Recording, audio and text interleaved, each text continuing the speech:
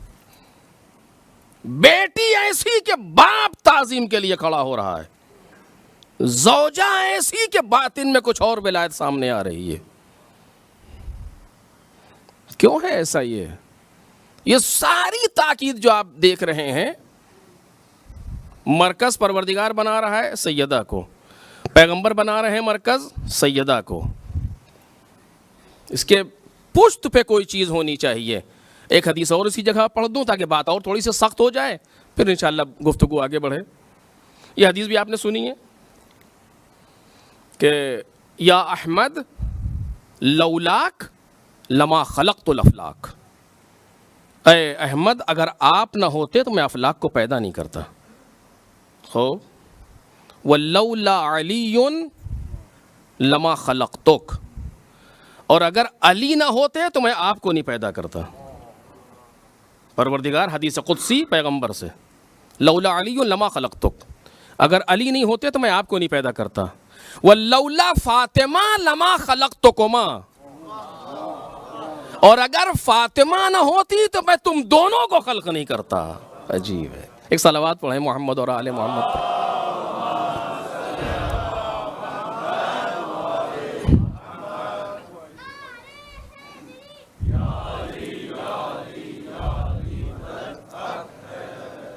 اگر فاطمہ نہ ہوتی تو میں تم دونوں کو نہیں پیدا کرتا. کیا مطلب وہ اس حدیث کا؟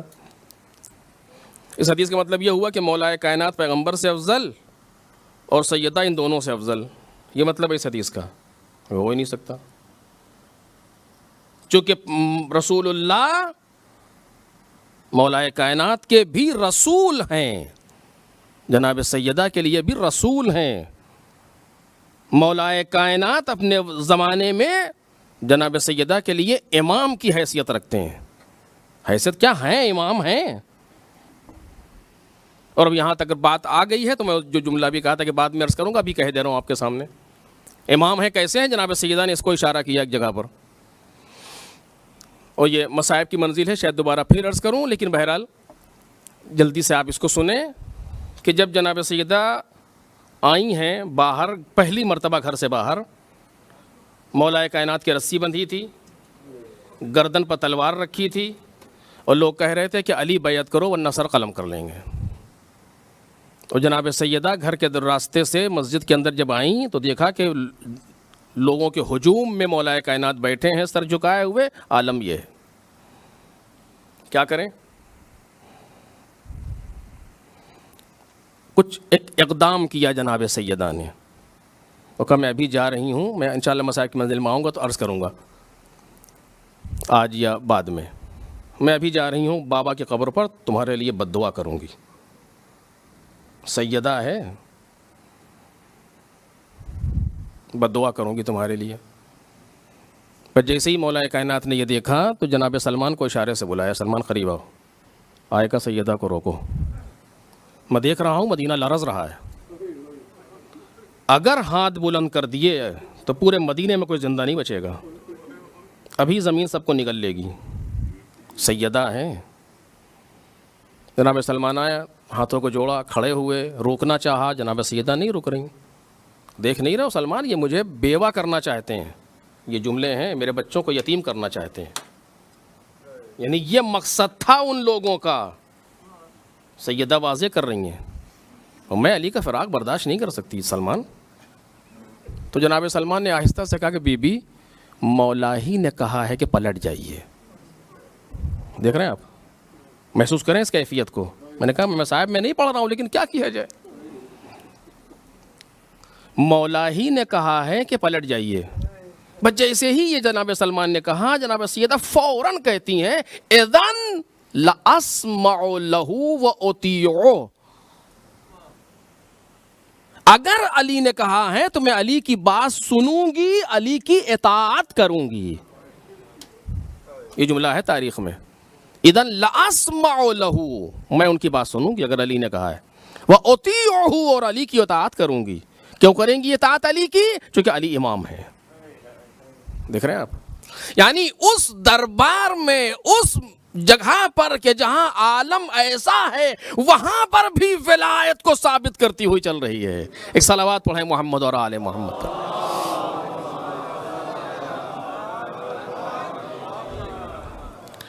اس جگہ بھی سیدہ ولایت کی فکر میں ہیں، اپنی فکر نہیں ہے جناب سیدہ کو. وہ جانتی ہیں اگر علی نہیں چاہیں گے تو کون علی کے سر پر تلوار رکھ لے گا، مسئلہ دوسرا ہے، لیکن ثابت کرنا ہے ایک مرحلہ. اذن لا اسمع له واطیع، میں علی کی بات سنوں گی اور ان کے اطاعت کروں. کیوں؟ چونکہ علی امام ہے. کس کے امام ہے؟ خود جناب سیدہ کے امام ہے. اب اس حدیث کا مطلب کیا ہے کہ لولا فاطمہ لما خلقتکما، اگر فاطمہ نہ ہوتی تو میں تم دونوں کو نہیں پیدا کرتا. کون کہہ رہا ہے؟ پروردگار. کس سے کہہ رہا ہے؟ پیغمبر سے. اس جگہ پر میں تھوڑا سا رک کر کے ایک بات آپ کے سامنے عرض کروں تاکہ بات کی جگہوں پر بھی یہ بات کام آئے، ہمارے بچوں کے، ہمارے نوجوانوں کے.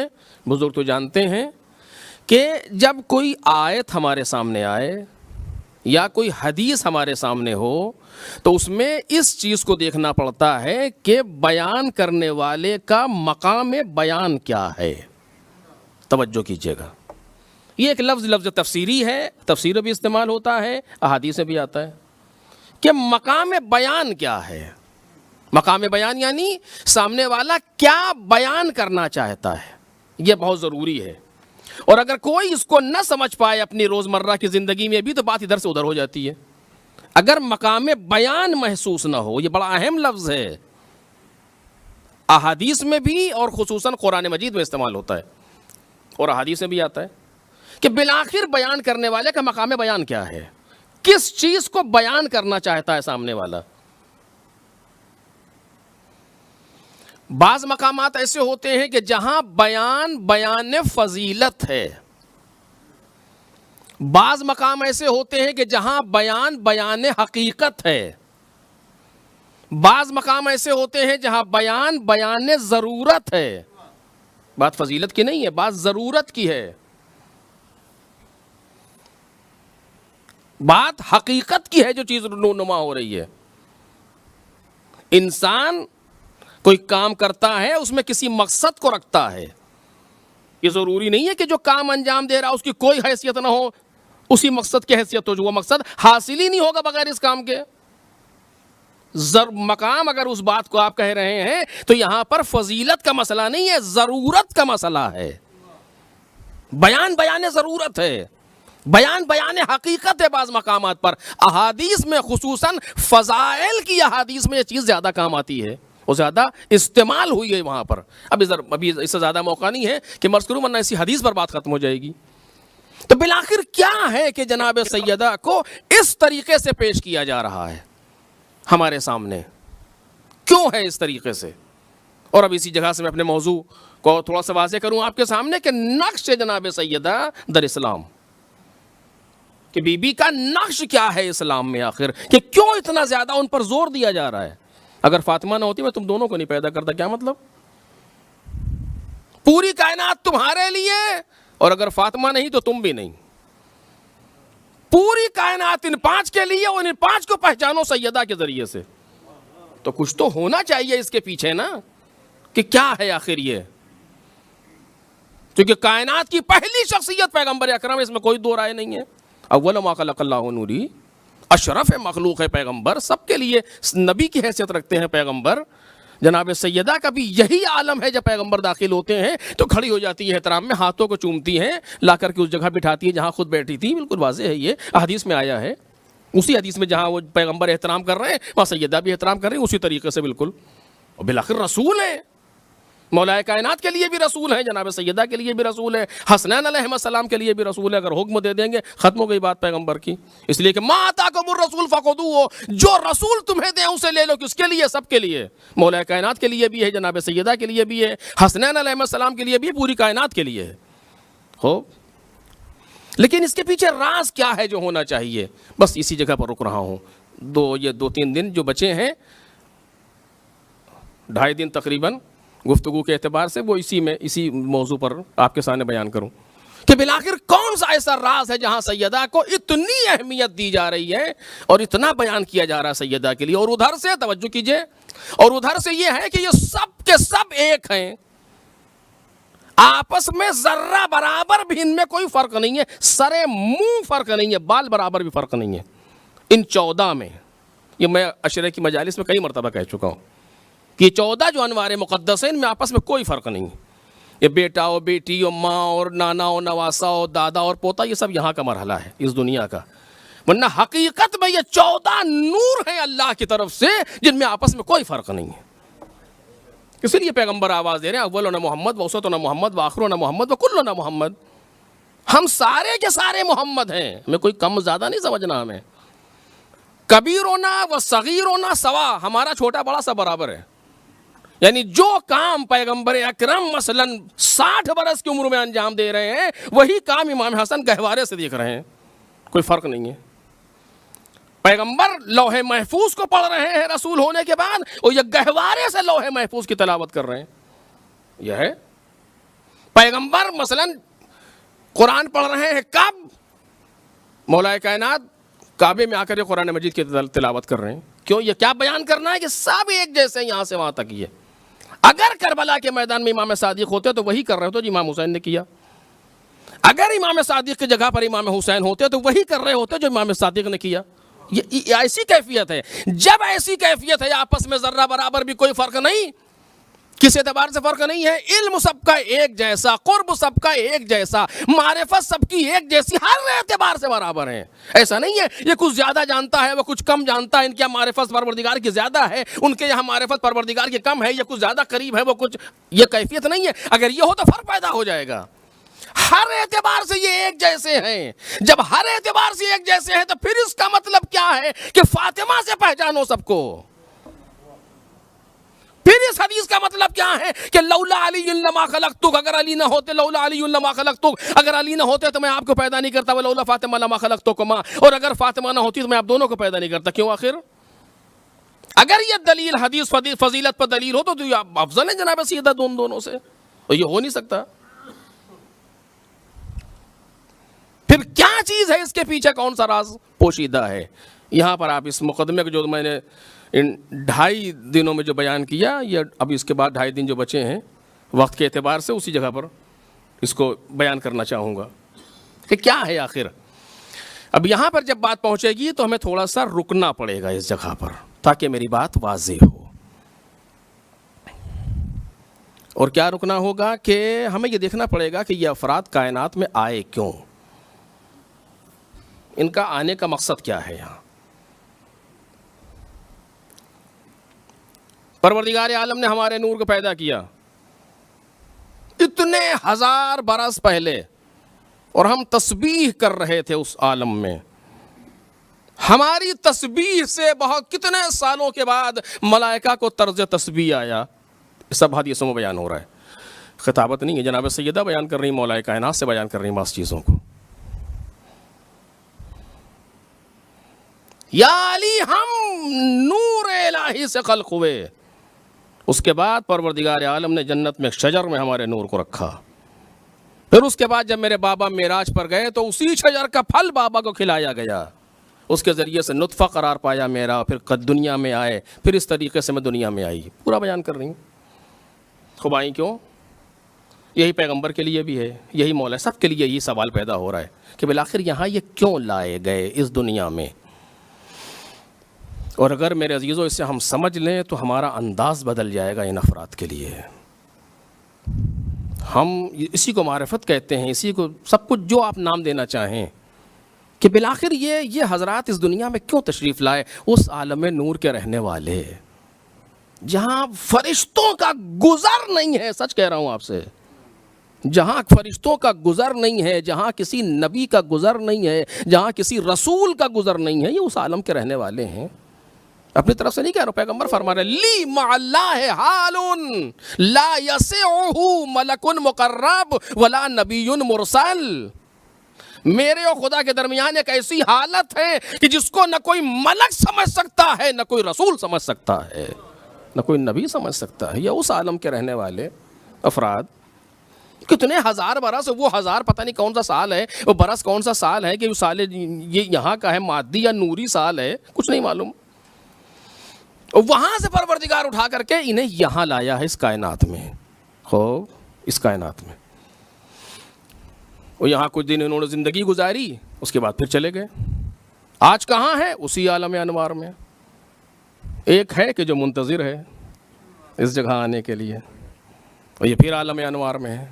اور عالم انوار کے مطلب کا مطلب یہ نہیں ہے کہ یہاں پر نہیں ہے، نہیں، چونکہ جب انسان اس عالم سے اٹھ جاتا ہے، جو عالم مادہ میں محدود ہے وہ ادھر نہیں ہے، لیکن جو ادھر ہے وہ ادھر بھی ہے، کیونکہ مافوق ہے، ماتحت پر اشراف رکھتا ہے.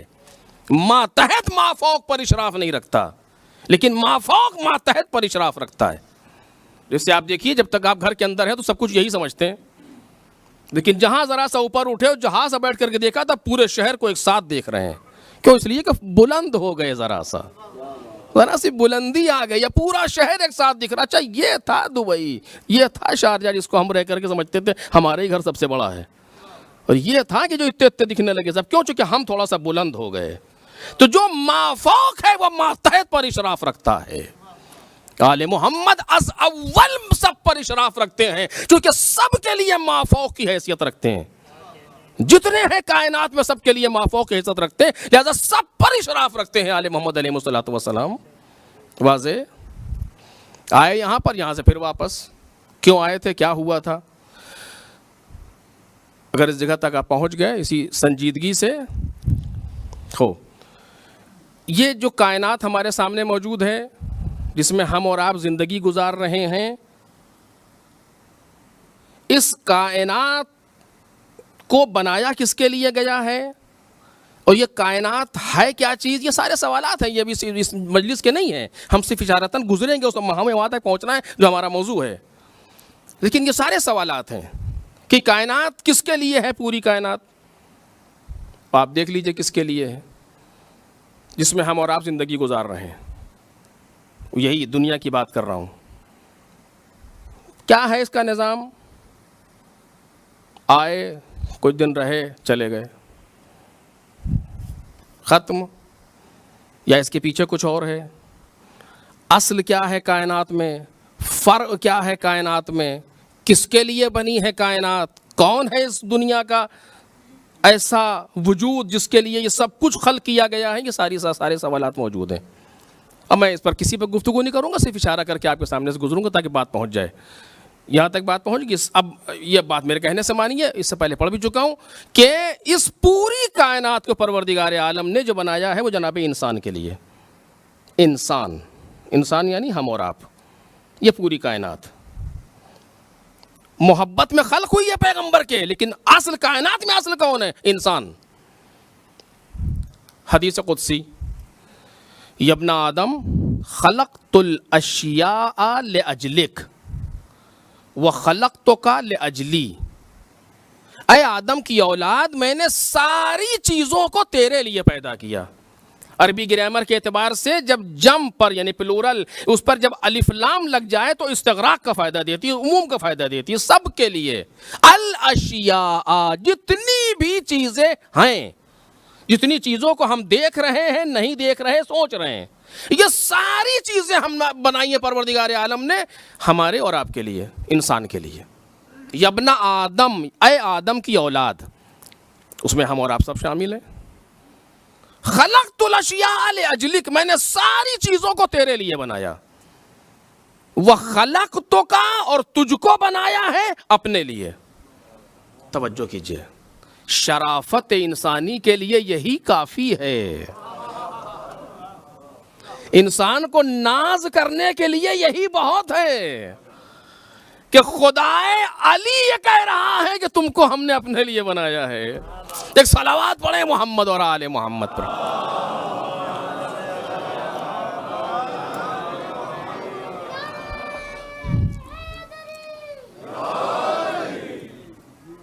یہی کافی ہے انسان کی شرافت کے لیے، انسان کی اہمیت کے لیے، کہ وہ یہ آواز دے رہا ہے کہ ہم نے ساری چیزوں کو، آپ ساری چیزوں میں گن لیجئے، زمین سے لے کر کے آسمان تک، ذرے سے لے کر کے کہکشاں تک جائیے، جو بھی نظر آ رہا ہے یہ سب ہمارے لیے بنا ہے. یہ سب ہمارے لیے کیسے بنا ہے یہ میں نے کبھی اشرے میں کہا بھی ہے، کبھی وقت ہوگا تو پھر کہوں گا آپ کے سامنے. یہ ساری کائنات ہمارے لیے بنی ہے، ہمارے لیے. اگر ایک لقمہ ہم تک پہنچ رہا ہے دہن تک، ہم کائنات میں آئے تھے، ہمارے لیے کھانا ضروری تھا. ہمیں پروردگار نے ایسا بنایا کہ ہمیں بھوک لگے ہم کچھ کھائیں. وہ کچھ کھانے کے لیے پروردگار عالم نے زمین و آسمان کو ایک کر دیا. کچھ کھانے کے لیے. ایک دانہ جب بویا جاتا ہے, اس جو دانہ کسان نے جو ڈالا زمین میں, جو یہ باہر نکل رہا ہے, پوری کائنات ایک ہو جاتی ہے اس کے لیے. اس کو ہوا چاہیے, اس کو سورج چاہیے, اس کو یہ چاہیے, اس کو وہ چاہیے, سب پہلے سے آمادہ ہے. کوئی ایسی چیز نہیں ہے جو رہ گئی ہو پروردگار سے, مثلا نعوذ باللہ, سب موجود ہے. کتنی نعمتیں کام کر رہی ہیں یہ تو بیان بھی نہیں کر سکتا ہوں, جتنا واضح ہے اتنا بھی. لیکن میں نے عرض کیا پہلے, اس لحاظ نہیں کہہ رہا ہوں, ساری چیزوں کو میں نے تیرے لیے بنایا. جو بھی ہے دنیا میں, کائنات میں جو بھی ہے, سب تیرے لیے ہے, اور تجھ کو بنایا ہے اپنے لیے.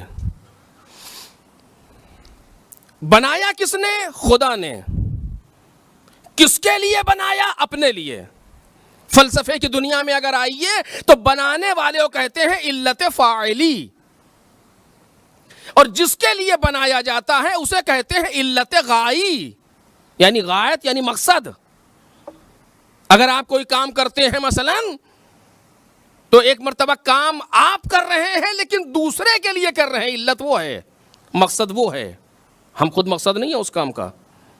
ہم نے اپنے باپ کے لیے مثلا یہ کرتا خریدا ہم نے, علت فاعلی ہم ہے جزئی طور سے, لیکن غائی نہیں ہے. جو غایت ہمارے باپ ہے, مثلا ہمارے والد ہیں, ان کے لیے لیا ہے. یہ پروردگار عالم نے بنایا, انسان کو خود بنایا. وہ کیسے کہہ رہا ہے؟ جناب آدم کی خلقت میں آپ دیکھیں کیا کہتا ہے کہ انی خالق بشرا من طین فاذا سویتہ ونفخت فیہ من روحی فقعوا لہ ساجدین. میں مٹی سے ایک بشر بنانے والا ہوں, جب میں اسے بنا لوں, جبکہ فرشتے بنا رہے تھے آدم کے پیکر کو, لیکن فرشتوں کی طرف نسبت نہیں دے رہا. فَإِذَا سَوَّيْتُهُ, وہ بھی متکلم وحدہ کا صیغہ ہے, سنگولر ہے جو استعمال ہو رہا ہے. جب اسے میں بنا لوں اور میں اس میں روح ڈال دوں تو سجدے میں گر جانا, تاکہ تمہیں یہ اندازہ ہو کہ تم کو میں نے بنایا ہے. اگر فرشتوں نے مدد کی بھی ہے تو نسبت ان کی طرف نہیں ہے تمہاری, نسبت تمہاری ہماری طرف ہے. فَإِذَا سَوَّيْتُهُ وَنَفَخْتُ فِيهِ مِن رُوحِي فَقَعُوا لَهُ سَاجِدِينَ, سجدے میں گر جانا. ساری کائنات کو میں نے تیرے لیے بنایا, تجھ کو اپنے لیے بنایا. کہ میں نے بنایا, کس کے لیے بنایا؟ کسی دوسرے کے لیے نہیں, اپنے لیے. یعنی ہمارا سفر شروع بھی ہوا خدا سے اور ختم بھی ہوگا خدا پر. توجہ کریں آپ, یہ بہت عظیم نقطہ ہے جسے مولا کائنات نے بھی اشارہ کیا, اور دیگر تمام ائمہ کے یہاں یہ بات آپ کو نظر آئے گی کہ جہاں اس نقطے پر اشارہ ہو رہا ہے. اور قرآن مجید بھی یہی کہہ رہا ہے, اِنَّا لِلَّهِ وَإِنَّا إِلَيْهِ راجعون. ہم اللہ کے لیے ہیں, یعنی ملکیت اسی کی ہے, اسی کی جانب سے آئے ہیں. وَإِلَيْهِ راجعون, اور اسی کی طرف جانے والے ہیں. یہ وہیں پہ کہا گیا. یہ علت غائی بھی خود پروردگار عالم, یعنی اللہ سے چلے ہیں, اللہ تک پہنچنا ہے. یہ پورا نظام ہو گیا, سسٹم آپ کے سمجھ میں آیا پورا؟ بچوں سے عرض کر رہا ہوں, پورا ایک سسٹم ہے جو سمجھ میں آیا کہ وہیں سے آئے ہیں, وہیں ہم کو واپس جانا ہے. وہاں واپس جانے کے لیے کچھ چیزیں ضروری تھیں. توجہ کیجئے بس یہاں سے, ایسے نہیں جا سکتے واپس, ایسے نہیں جا سکتے, چونکہ جہاں جانا ہے وہ خدا ہے. کاش میں بیان کر پاؤں آپ کے سامنے. جس تک پہنچنا ہے وہ خدا ہے, اور خدا کسی جگہ پر نہیں ہے کہ ہم تو یہاں سے اٹھے وہاں چلے گئے, پہنچ گئے, بات ختم ہو گئی, سفر تمام ہو گیا. سفر ایسے ہی تو ہوتا ہے نا ہمارا, ایک جگہ سے چلے دوسری جگہ سے آگے. ہم ایران سے اٹھے یہاں آ گئے, یہاں سے چلیں گے ہندوستان پہنچ جائیں گے, سفر تمام ہو گیا. لیکن وہ سفر جو ہمیں کرنا ہے یا اس دنیا میں, وہ سفر کہیں سے کہیں کا نہیں ہے. یہ جو آپ سنتے رہتے ہیں کہ دنیا سے آخرت, ایسا نہیں ہے. ایک جگہ ہے جس کا نام ہے دنیا, اور دوسری جگہ ہے جس کا نام ہے آخرت. ایسا نہیں ہے کہ کوئی مادی سفر ہے جو طے کیا جا رہا ہے. کس تک پہنچنا ہے؟ خدا تک. خدا کہاں ہے کا یہ سوال غلط ہے اس کے لیے. جتنے بھی الفاظ زمانے کو یا جگہ کو لے کر کے آتے ہیں خدا کے لیے غلط ہیں. اب و جب و تب و کب و کہاں و کیسے و کدھر, یہ سب خدا کے لیے غلط ہے. بولا ہی نہیں جا سکتا کوئی بھی ایسا لفظ پروردگار عالم کے لیے. کہ جس میں زمانہ پایا جائے یا جگہ پائی جائے، ہو ہی نہیں سکتا، چونکہ وہ ہر وقت تھا، ہر وقت رہے گا، ہر جگہ تھا، ہر جگہ رہے گا. یہاں تک واضح. اب ہم خدا کے لیے ان خلقت الاشیاء لاجلک وخلقتک لاجلی، تجھ کو اپنے لیے بنایا ہے، تجھے اس دنیا سے واپس مجھ تک آنا ہے. توجہ میرے عزیزو، مجھ تک آنا ہے. کیسے جائیں گے پروردگار تک؟ سوال یہیں پر آ کر کے رکے گا، اور اب وہ بات محسوس ہو پائے گی جس پر ہم پہنچنا چاہتے ہیں. آپ نے اس ایک مقدمے کو سمجھ لیا، ہمیں خدا تک جانا ہے. انا للہ و انا الیہ راجعون. الیہ راجعون، الیہ اس کی طرف، اس تک. کون؟ خدا. کیسے جائیں گے؟ کہاں ہے وہ؟ آخرت میں خدا موجود ہے کہ ہم جب مر گئے تو خدا تک پہنچ جائیں گے؟ قیامت میں خدا موجود ہے کہ قیامت میں پہنچ جائیں گے تو خدا تک پہنچ جائیں گے؟ جی نہیں، کیونکہ اس تک جانا ہے جو ہر جگہ ہے. سوچ رہا تھا کیسا سخت ہے یہ مسئلہ. کیا کہہ رہا ہے؟ نحن اقرب الیہ من حبل الورید. ہم انسان کی شہرگ سے زیادہ اس سے قریب ہیں، اور ہمیں جانا اس تک ہے. عجب، آپ تو اشارہ بھی نہیں کر سکتے میں اس تک کہاں. کہتا ہے یحول بین المرء وقلبہ. آیت ہے کہ خدا انسان اور اس کے دل کے درمیان موجود ہے. عجیب عجیب ایسی آیتیں جو آسانی سے سمجھی نہ جا سکیں. بین المرء وقلبہ، انسان اور اس کے دل کے درمیان موجود ہے. جتنا تمہاری حیات کے لیے تمہارا قلب ضروری ہے، اس سے زیادہ ہم ضروری ہیں. اب یہیں پر ایک بات میں بچوں کے لیے عرض کروں.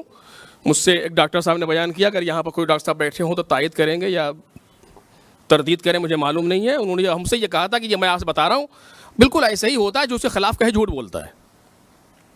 جب کوئی بائی پاس جس کی سرجری ہوتی ہے، اوپن ہارٹ سرجری، تو ہر سرجری میں اس سے لکھوا لیا جاتا ہے کہ آپ کے مرنے کا امکان موجود ہے، اگر حوصلہ رکھتے ہیں تشریف لائیں ورنہ تشریف لے جائیں. ہر ڈاکٹر اسے لکھوا لیتا ہے.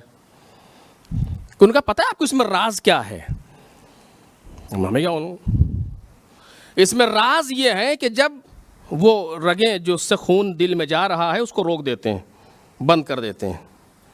مجھے معلوم نہیں، جتنا انہوں نے بتایا اتنا نہیں بتا رہا ہوں. تقلید بالکل بے عین نہیں، الفاظ بھی انہی کے، کہ ان رگوں کو ایک صلوات پڑھیں محمد اور آل محمد.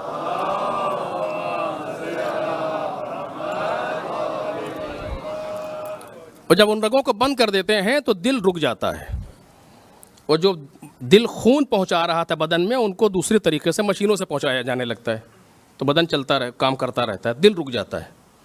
اور جو بھی رگ اس میں ٹھیک کرنا ہے، اس میں ریپیئر ہے یا اس کو کچھ اور بدلنا ہے، جو بھی کرنا ہے، جب دل ایک دم ٹھہر گیا تو اس کو انہوں نے اس رگ کو ٹھیک کیا.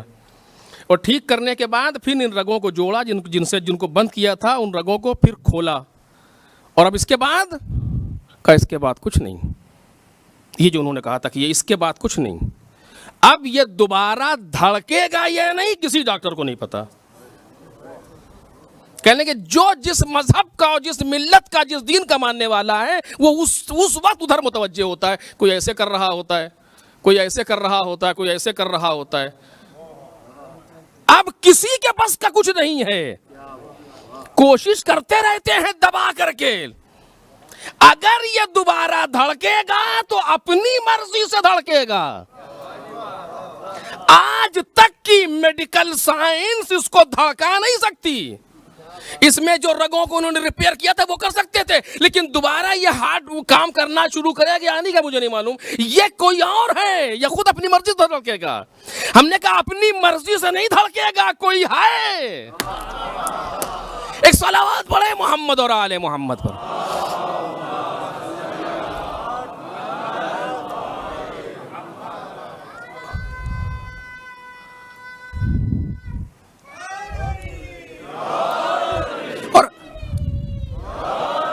اور ہر اوپن ہارٹ سرجری میں یہ مسئلہ موجود ہے کہ یہ دوبارہ دھڑکے گا کہ نہیں معلوم، کوئی ڈاکٹر نہیں جانتا، اسی لیے لکھوا لیتے، اگر نہ دھڑکا تو ہماری ذمہ داری نہیں ہے۔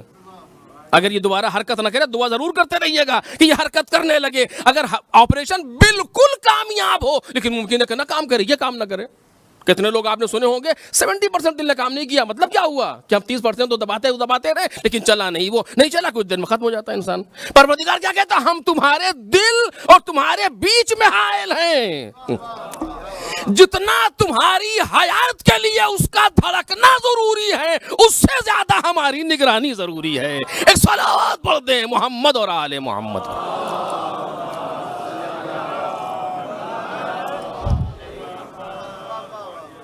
واضح؟ تو جو اتنا نزدیک ہے انسان سے، بندے سے، اس بندے کو اس پروردگار تک جانا ہے اور اس سے قریب ہونا ہے۔ عجیب ہے، جو خود کہہ رہا ہے نحنو اقرب، اقرب یعنی قریب ترین، بہت سے قریب لوگوں میں سب سے زیادہ قریب، نحنو اقرب، میں سب سے زیادہ قریب ہوں، اقرب الیہ من حبل الورید، جتنا یہ شہرگ تم سے قریب ہے اس سے زیادہ میں قریب ہوں۔ اور سالوں سے ہم کہتے چلے آ رہے ہیں کہ 2 رکعت نماز پڑھ رہا ہوں قربتاً الی اللہ، اللہ سے قریب ہونے کے لیے۔ وہ عجیب حال ہے، دیکھ رہے ہیں آپ کتنا ہے نا پیراڈوکس ٹائپ سے کوئی چیز، کتنا عجیب ہے۔ وہ اچھا تمہیں خدا کی بات پہ یقین نہیں؟ کہ نہیں یقین تو ہے، تو کہہ رہا ہم قریب ہیں، کہا تو پھر تم کیوں کہہ رہے ہو قریب ہونے کے لیے؟ کوئی عبادت بغیر اس نیت کے صحیح نہیں ہے۔ اقرب الیہ من حبل الورید، پروردگار اس کے لیے کہتے ہیں 2 رکعت نماز پڑھ رہا قربتاً الی اللہ۔ عجیب، اللہ سے قریب ہونے کے لیے روزہ رکھتا ہوں، اللہ سے قریب ہونے کے لیے حج کرتا ہوں، اللہ سے قریب ہونے کے لیے مجلس میں جا رہا ہوں، اللہ سے مجلس عبادت ہے، قربت شرط ہے، اللہ سے قریب ہونے کے لیے قریب ہے۔ اب کیا قریب ہونے کے لیے؟ توجہ کیجئے میرے عزیزو، اب کیا قریب ہونے کے لیے اور کہاں جانا ہے اس سے قریب ہونے کے لیے؟ سخت ہو گیا نا مسئلہ۔ اسی مسئلے کو حل کرنے کے لیے اور انسان کو اس کے قرب تک پہنچانے کے لیے پروردگار عالم نے دین کو نازل کیا ہے۔ توجہ کریں، جو دین بھیجا ہے پروردگار عالم نے اسلام، وہ اسی قرب الہی کے حصول کا ذریعہ ہے۔ اب اس سے زیادہ شاید بات آگے نہ بڑھ سکے، وقت تمام ہو رہا ہے۔ جو دین ہمارے سامنے آیا ہے جس کو اسلام کہا جاتا ہے، وہ صرف یہ سکھاتا ہے ہمیں کہ تم کس طریقے سے اس قریب پروردگار سے قریب ہو سکتے ہو۔ توجہ عزیزو، تم اس قریب اور اقرب پروردگار سے کیسے قریب ہو سکتے ہو یہ سکھاتا ہے۔ کیوں؟ اب یہاں پر ایک بات کہہ دوں تاکہ بات اور کل کے لیے آسان ہو جائے کہ دیکھیے، جب قرب و بعد کا جو تصور ہے، دوری اور نزدیکی، اگر یہ مادی اعتبار سے ہو تو ایک تصور آتا ہے کانسیپٹ اس کا، اور اگر معنوی اعتبار سے ہو تو دوسرا کانسیپٹ آتا ہے۔ کیونکہ مادی اعتبار سے ایک کا قریب ہونا سبب ہے دوسرے کے قریب ہونے کے۔ یہ ہے، اگر آپ بیٹھے ہوئے ہیں یہاں سے 2 میٹر کے فاصلے سے آپ مجھ سے بیٹھے ہوئے ہیں اور میں آدھا فٹ آگے بڑھ جاؤں تو اس کا مطلب یہ کہ آپ بھی آدھا فٹ ہم سے قریب ہو گئے، جبکہ آپ نے چاہا نہیں تھا لیکن ہم قریب ہو گئے۔ تو آپ دور ہونے کے باوجود مجبور ہیں کہ ہم سے قریب ہو جائیں کیونکہ ہم آگے بڑھ گئے۔ جو فاصلہ ہمارے اور آپ کے درمیان تھا، آپ کے مجھ سے قریب ہو جانے سے میری طرف سے بھی قربت پیدا ہو جائے گی فاصلے کے اعتبار سے۔ لیکن قرب معنوی میں یہ کیفیت نہیں ہے۔ ممکن ہے کہ ماں اپنے بیٹے سے بہت قریب ہو مگر بیٹا اپنی ماں سے بہت دور ہو۔ ایک صلوات پڑھیں محمد اور آل محمد۔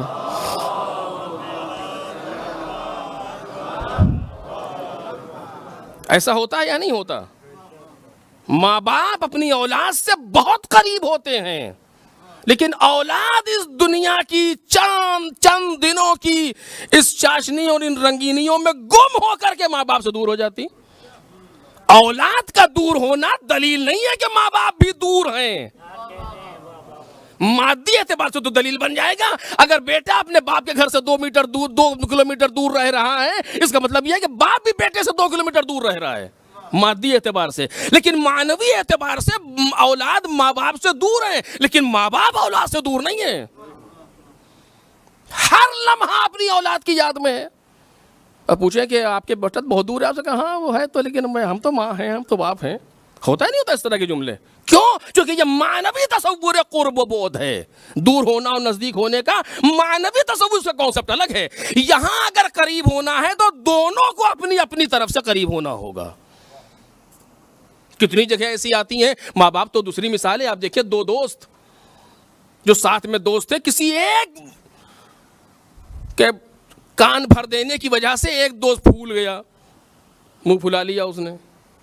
اب دوسرا والا دل میں تو جا نہیں سکتا, اس کے لاکھ سمجھا رہا ہے مگر اس کو سمجھ میں نہیں آتا, کہ جس نے کان بھرا تھا بڑا اسٹرانگ تھا. کبھی کبھی ایسا ہوتا ہے. ایک صاحب گئے, چھٹی کی درخواست دی انہوں نے. کہ کیا ہوا؟ کہا میری بیوی بیوہ ہو گئی, جا رہا ہوں چھٹی پر. کہا تمہاری بیوی بیوہ ہو گئی؟ کہا کہ ہاں. کہا یہ کیسے ہوئی؟ کہا یہ تو ہمیں بھی سمجھ میں نہیں آ رہا, لیکن راوی بڑا قوی ہے, جس نے بیان کیا ہے اس پر بڑا اعتماد ہے. کبھی کبھی ایسے بھی ہوتے ہیں لوگ. صلوات پڑھیں محمد اور آل محمد.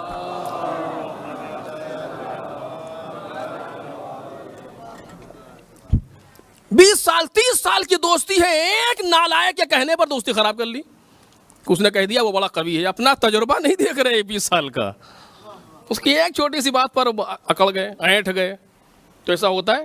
اب سامنے والا لاکھ چاہتا ہے کہ منا لے, لیکن نہیں مان رہے. یہ دور ہو گئے, وہ نزدیک ہے. توجہ کریں. اس کے پاس جائیے گا تو میں تو ہر وقت دعا کرتا ہوں اس کے لیے. ارے اس کو سوء تفاہم ہے, غلط فہمی ہے اس کے. ایسا میں نے نہیں کہا تھا, نہ میں نے کیا تھا, لیکن وہ ہٹا ہوا ہے. وہ دور ہے لیکن یہ نزدیک ہے. تو جب معنوی قرب و بعد ہو تو تصور و کانسیپٹ الگ ہوتا ہے مادی سے.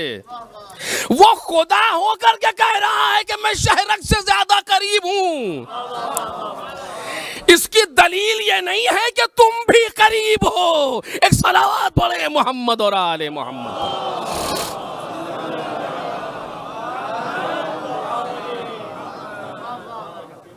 اس غلط فہمی کا شکار نہ ہو جانا کہ ہم نے کہہ دیا کہ نحن اقرب الیہ من حبل الورید تو تم بھی سمجھ لو کہ تم بھی ہم سے قریب ہو. جو ضروری نہیں ہے.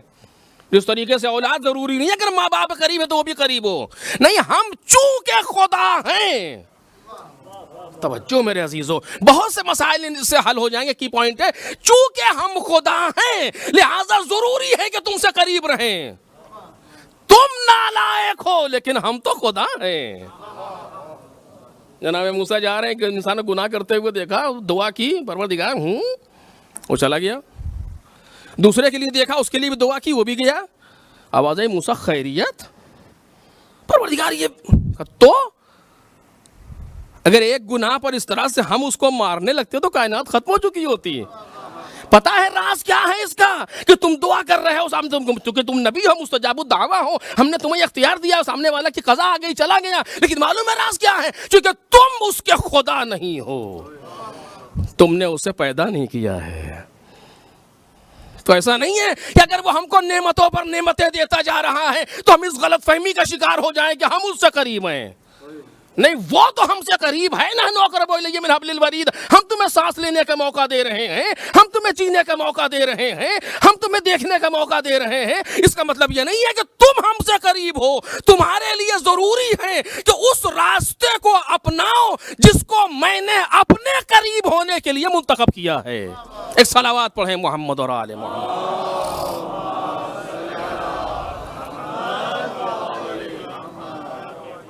تمہارے لیے ضروری ہے کہ اس راستے کو اختیار کرو جس کو میں نے معین کیا ہے اپنے آپ سے تمہیں قریب کرنے کے لیے.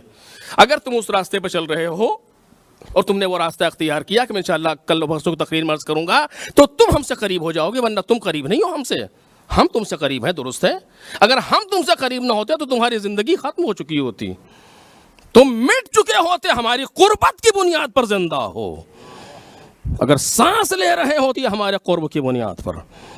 خوب اب کائنات میں کچھ ایسے لوگ ہیں، اب میں بغیر وضاحت سے کہہ رہا ہوں، کل پرسوں میں واضح ہوگی بات، اور کہ جو مظہر ربوبیت پروردگار ہیں اس کائنات میں، ان کا بھی حال وہی ہے جو خدا کا ہے، ان کا بھی حال وہی ہے جو خدا کا ہے۔ خدا انسان عبادت کرے نہ کرے، انسان اس کے راستے پر چلے نہ چلے، لیکن سانس لینے کا موقع دے رہا ہے، وہ چلنے پھرنے کا موقع دے رہا ہے، وہ دیکھنے سننے کا موقع دے رہا ہے کہ نہیں؟ ہم گناہوں پر گناہیں کرتے جاتے ہیں، وہ نعمتوں پر نعمتیں دیے جاتا ہے۔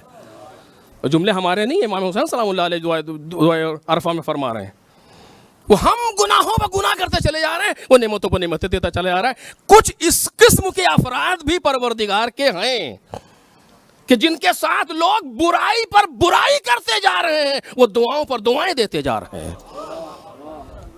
ان کے دعا دینے کا مطلب نہیں ہے کہ تم صحیح ہو۔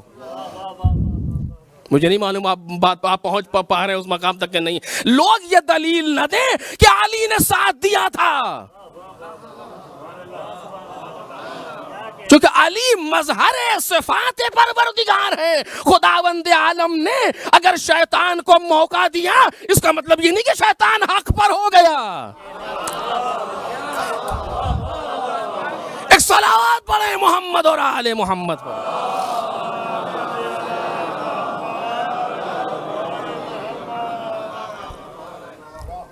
آج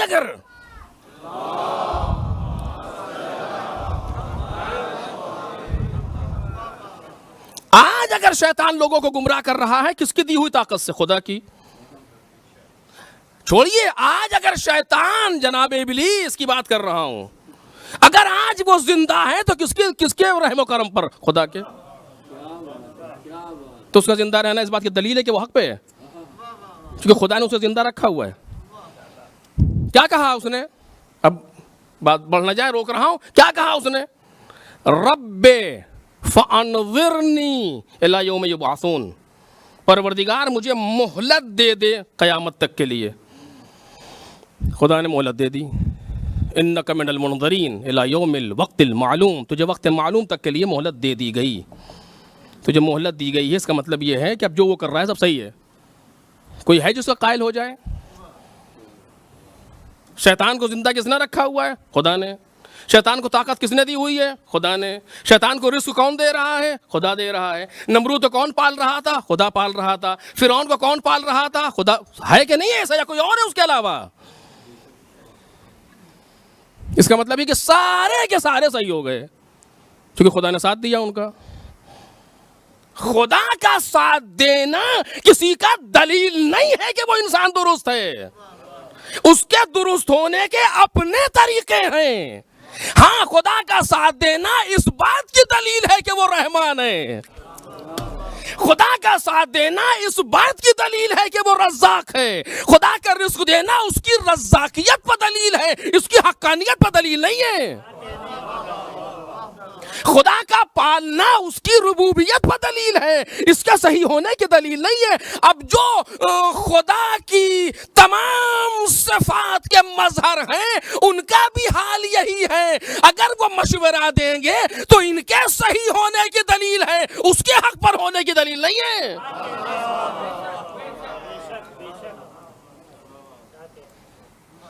ابن ملجم مولا کائنات کی فضا کا اعلان کر رہا ہے، اور پتہ نہیں کیا کہہ رہا ہے۔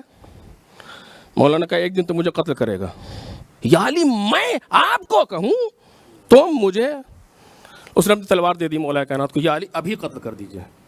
ابن ملجم، یا علی ابھی قتل کر دیجئے، میں اس دن کے لیے زندہ نہیں رہنا چاہتا، ابھی آپ مجھے قتل کر دیں، کہ میں وقت سے پہلے سزا نہیں دیتا۔ وقت سے پہلے کا پھر کا کوفہ چھوڑ کے چلا جا، مشورہ دیا، چلا گیا، ورغلا کر کے پھر آ چکا، علی کہہ چکے ہیں، ورغلایا شیطان نے کس نے پھر واپس آیا۔ مشورہ مولا نے دیا کہ نہیں دیا؟ تو علی کا مشورہ دینا ابن ملجم کے حق پر ہونے کی دلیل ہے؟ ہم نہیں ہے، توجہ کریں، نہیں ہے۔ پھر کہ ان کے امام ہونے کی دلیل ہے، ان کے راہبر ہونے کی دلیل ہے، ان کے کریم ہونے کی دلیل ہے، ان کے اللہ والا ہونے کی دلیل ہے۔ خوب ابن ملجم آ گیا، دوبارہ پھر آیا، سر پہ اس نے ضربت ماری، مولا کائنات کے پاس لایا گیا، اس کی رسیاں بہت کس کے باندھی گئی تھیں، علی کہنے اس کو ڈھیلا کر دو۔ کیا مطلب ہے؟ یہ جو رحم دکھا رہے ہیں اس کو حق پر ہے ابن ملجم، سر سے خون بہ رہا ہے مولا کائنات کے۔ مولا نے پوچھ بھی لیا ابئس الامام لک، کیا میں تیرا برا امام تھا؟ میں تیرا امام؟ عجب، تو مجھے امام نہیں مانتا، میں تیرا امام۔ کاش میری بات واضح ہو جائے۔ یہ بالکل وہی انداز ہے جیسے کوئی دہریہ اس کو خدا نہیں مانتا کہ نہ مانے، میں تو اس کا خدا ہوں۔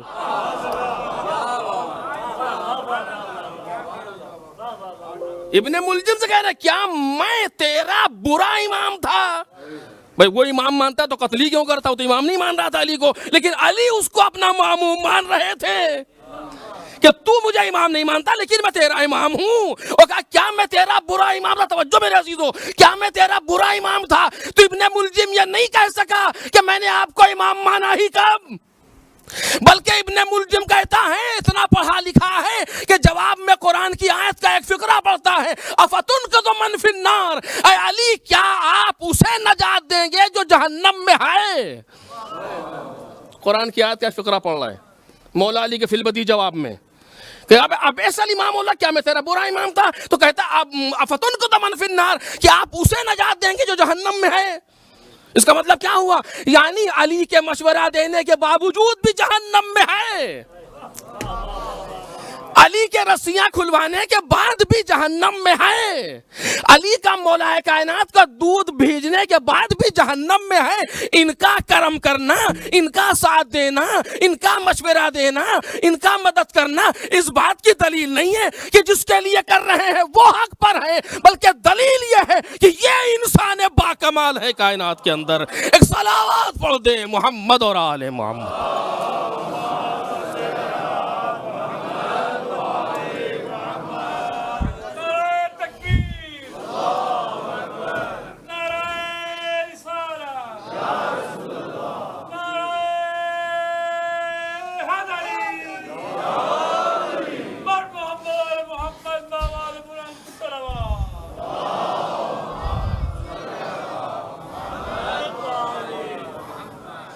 لہٰذا ہمیں دھوکہ نہیں کھانا چاہیے، ہمیں دھوکہ نہیں کھانا چاہیے کہ اگر وہ ہماری مدد کر رہے ہیں تو ہم حق پہ ہیں، ضروری نہیں ہے۔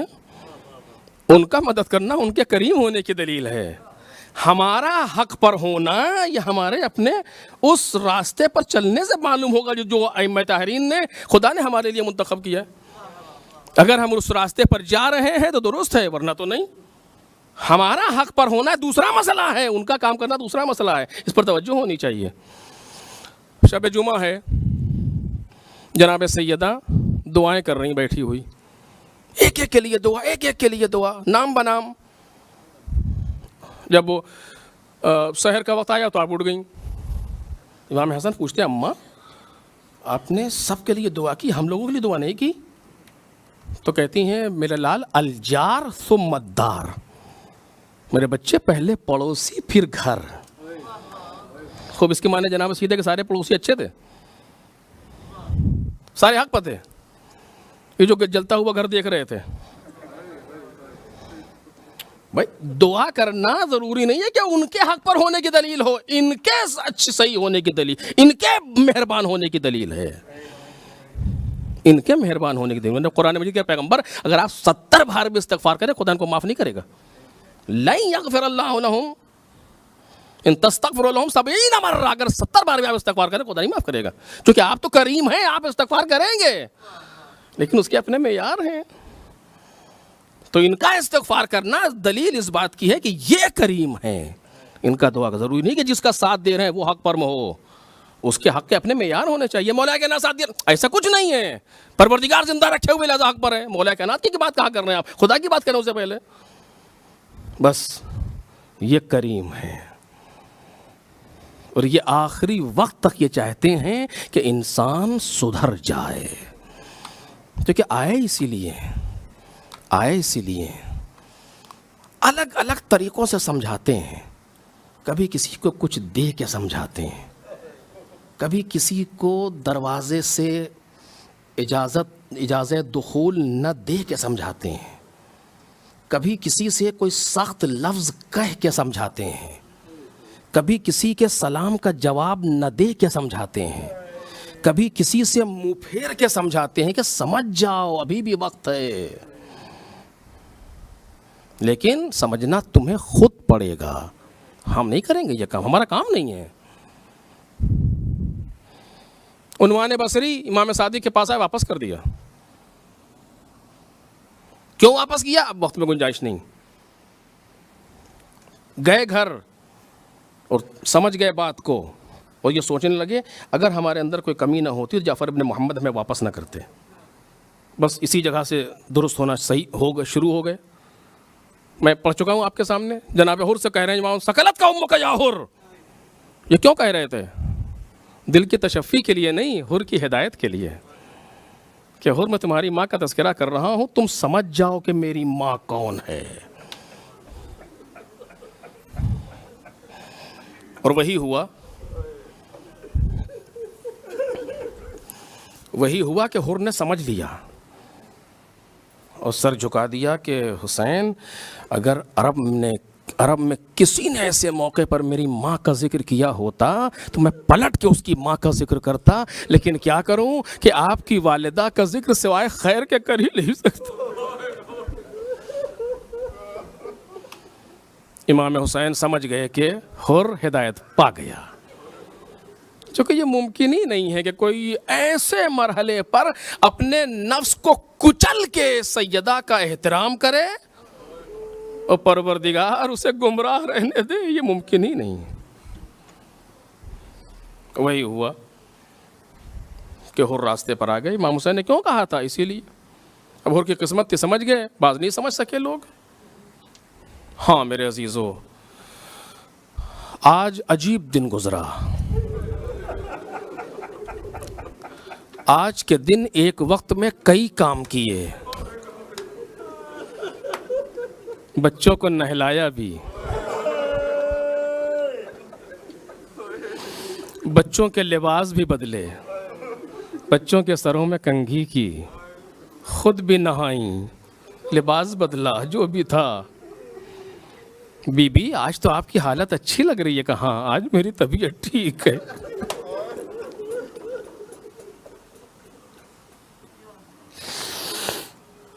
سیدہ خوش ہیں, آج خوش ہیں, آج چہرہ کھلا ہوا ہے. اور کیوں؟ چونکہ وہ جملہ پورا ہونے والا ہے جو پیغمبر نے آخر میں کہا تھا. جب پیغمبر دنیا سے جا رہے تھے تو سب سے زیادہ بے چین جناب سیدہ تھی. ظاہر سی بات ہے, بیٹی ہیں. اشارے سے پیغمبر نے بلایا, گئیں, سر جھکایا, کان اپنے بابا کے لبوں پر لگایا. کوئی سن نہیں پایا کیا کہا.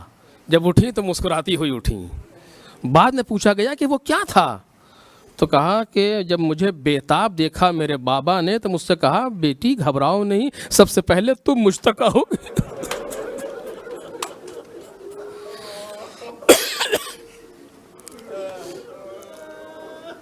سب سے پہلے تم مجھ سے ملاقات کرو گی. آج سیدہ خوش ہیں کیونکہ اب بابا کے پاس جا رہی. رات آئی, مغرب و عشاء کے درمیان سیدہ کا وصال ہے. صحن خانہ میں چادر اوڑھ کے لیٹ گئیں. مولا کائنات مسجد سے آئے, علی روتے ہوئے آئے, علی تھر تھراتے ہوئے آئے, علی لڑکھڑاتے ہوئے آئے. پتہ نہیں کون تھا جو علی کی طاقت لے گیا. چلتے چلتے مولا بیٹھ جاتے ہیں اور کہتے جاتے ہیں, آج علی اکیلا ہو گیا. جناب سیدہ کے جنازے کے پاس آ کر کے مولا بیٹھے, چادر ہٹائی, دیکھا داہنا ہاتھ داہنے رخسار کے نیچے رکھے ہوئے ہیں.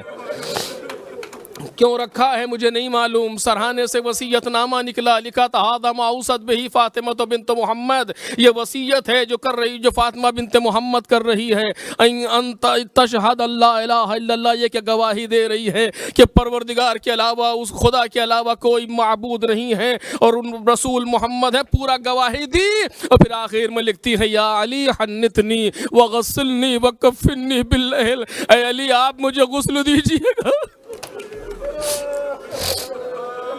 آپ مجھے کفن پہنائیے گا، آپ مجھے حنوط کیجئے گا، لیکن رات میں وصلی علی ودفنی باللیل، آپ مجھ پر نماز پڑھیے گا، آپ مجھے دفن کیجئے گا مگر رات میں۔ اور علی جن لوگوں نے مجھ پر ظلم کیا انہیں جنازے میں آنے نہ دیجئے گا، اور اے علی قیام آپ کو میں نے خدا کے حوالے کیا، اور قیامت تک آنے والی میری اولاد کو میرا سلام۔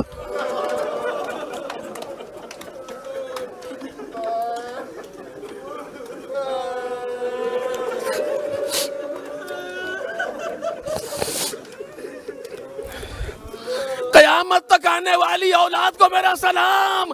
قیامت تک آنے والی اولاد میں سب سے واضح کون ہے، سب سے باری شخصیت کون ہے آج؟ ارے غیب میں رہنے والا سیدہ کا بیٹا، اے مولا آپ کو اسی اپنی جدہ کے سلام کا واسطہ۔ فرزند رسول ہمیں تو قبر نہیں پتا، لیکن مولا آپ تو جانتے ہیں، آج جب رات میں اپنی جدہ کی قبر پر جائیے گا، ہم غریبوں کا سلام کریے۔